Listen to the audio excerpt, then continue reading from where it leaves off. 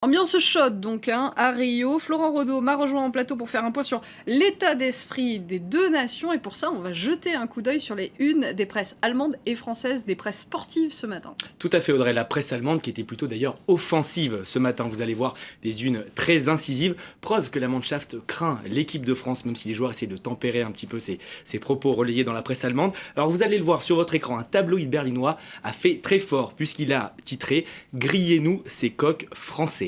Pas très amical comme titre. Autre figure de style, le très sérieux quotidien conservateur Die Welt. Il affiche lui en une un tire-bouchon aux couleurs de l'Allemagne, tire-bouchon qui malmène le pauvre petit bouchon français. Voilà, c'est pas très sympa non plus. En ce qui concerne Bild, le quotidien le plus lu outre-Rhin, pas d'allusion à un quelconque coq ou tire-bouchon français. C'est droit au but, l'Allemagne va gagner 3-1. Au moins ils savent que la France va peut-être leur marquer un but. Côté français, c'est beaucoup plus terre à terre. L'équipe titre nous y voilà, comprenez, les choses sérieuses commencent pour les Français.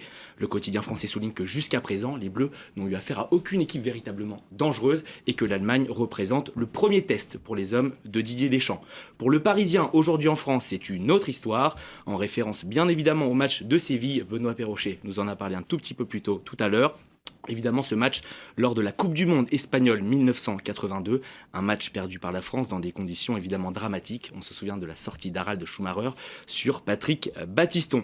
Enfin, pour finir, le Huffington Post, lui, s'intéresse au précédent footballistique entre l'Allemagne et la France. Alors, il se demande si c'est toujours une affiche... Alors, c'est pas ce qu'on voit. Exactement, ce n'est pas celle qu'on voit actuellement.